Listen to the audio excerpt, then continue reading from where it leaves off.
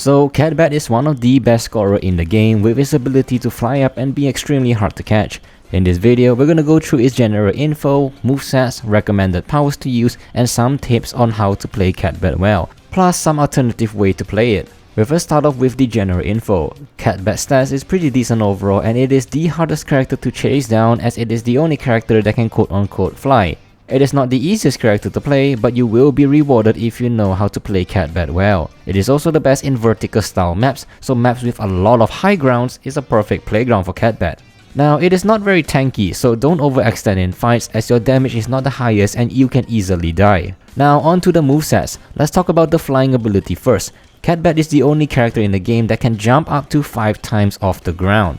This is what makes Catbat so unique, as it can fly up if things get tricky or reach spots that normally can't be reached with simple double jumps. This move alone makes it extremely versatile. The next ability is called Hamburger, and it can do multiple things. First off, it can track down enemies for a short while and damages them if it hits. You can also eat the burger for yourself to heal up. On top of that, teammates can also be healed by this ability. Oh, and this might not be very useful, but you can toss the hamburger out to break crates as well. Now, next up is the dive bomb, which is what Catbat is widely known for. While you are in the air, you will automatically see the landing spot of your dive. So this is a great way to see where you will be diving at. Now, for your information, while you are diving down, the reticle will change into a circle motion, telling you the area of damage you are diving into.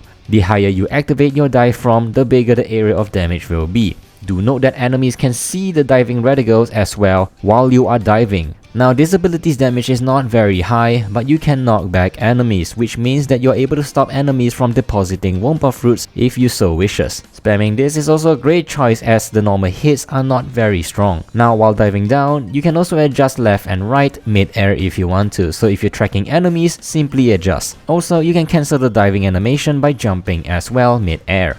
This is an extremely important movement tip to know, as this is what makes Catbat one of the most flexible and tricky characters to play against. Now on to the recommended powers for Catbat. Some of the powers it can use are Wumpa Stash as you are really hard to die, and Spitter Trap to pressure the enemies. Gasmoxian Guard and Garbage Dump is also a great tool to use as well if you decide to play a bit as a blocker. Do not bring the fridge in as you aren't staying in the same place every time, plus you can already heal yourself. Now here are some general tips for Catbat. Number 1. If you main as a scorer, try playing it on maps with lots of verticality like Cityscape and Surreal Summit. I would generally avoid maps that are pretty flat. Catbat's flying ability makes it one of the best scorer to play in these maps due to his incomparable movement. Number 2. Because of your movement skills, try to hit to jam pads and relics at the start of each round. Usually, you'll be the first one to reach to those places, so I would highly recommend to contest gem pads at the start of every match while collecting relics on the way. Now, here are some alternative playstyle for Catbat.